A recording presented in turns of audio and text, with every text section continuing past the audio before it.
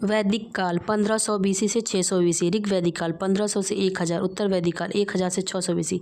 विभाजन क्यों? पढ़ने समझने की सुविधा, जीवन यापन, समाज संस्कृति में परिवर्तन, भौगोलिक ज्ञान प्रसार।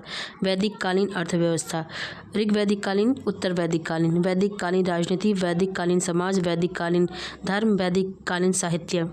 आर्य, आर्य शब्द का शाब्दिक अर्थ है श्रेष्ठ।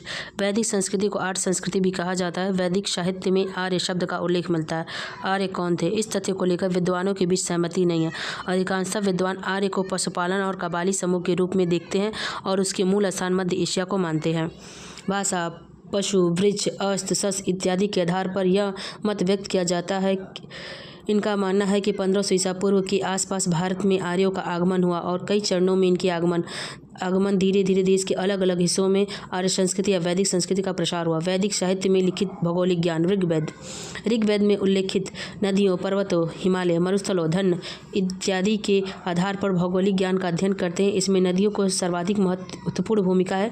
नदियों के आधार पर अफगानिस्तान, कुंभा नदी से पश्चिम उत्तर प्रदेश, गंगा यमुना का ज्ञान मिलता है। इसमें सर्वाधिक 7 नदियों का उल्लेख है। सप्त सिंधु सबसे महत्वपूर्ण नदी, झेलम, वितिस्ता, चेनाब, अस्किनी, रावी, परुष्णी, सतलज, शत्रुंधि, व्यास, बिपाशा, सरस्वती।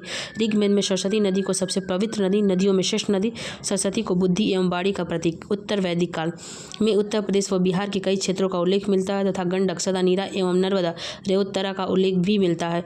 ऐसा माना गया है कि पश्चिमी उत्तर प्रदेश एवं गंगा यमुना दोआब उत्तर वैदिक काल में आर्यों की गतिविधि का मुख्य केंद्र था। वैदिक कालीन अर्थव्यवस्था, ऋग वैदिक अर्थव्यवस्था, पशुपालन, कृषि, शिल्प, व्यापार, परिवहन, सिक्के, शहर।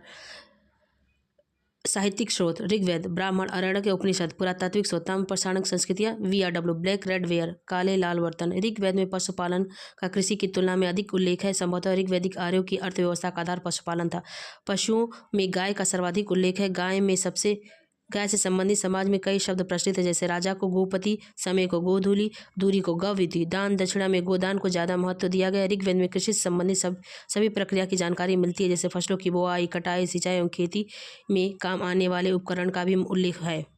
फसलों में सर्वाधिक जौ का उल्लेख मिलता है। आर्थिक गतिविधियों में पशुपालन के साथ कृषि की सहायक भूमिका थी। ऋग्वेद में कुछ शिल्पों की भी जानकारी मिलती है, जैसे बुनकर, कुम्हार, रत्तकार, चर्मकार इत्यादि। तांबे से विभिन्न उपकरणों का निर्माण किया जाता था। तांबे के लिए ऋग्वेद में अयस्क शब्द का प्रयोग किया गया है। व्यापार का उल्लेख नहीं मिलता है, हालांकि घोड़ा, बैल, रथ इत्यादि का उल्लेख मिलता है। इन पशुओं की परिवहन में भूमिका रही होगी। ऋग्वैदिक काल में सिक्कों के साक्ष्य नहीं मिलते हैं, न कि शहरी बस्तियों के साक्ष्य नहीं। ऋग्वैदिक अर्थव्यवस्था की निर्वाह अर्थव्यवस्था कहा जाता है, अर्थात उतना ही उत्पादन होता था जिससे जरूरतें पूरी हो पाती थी। वैदिक काल, ऋग्वैदिक, उत्तर वैदिक। किस क्षेत्र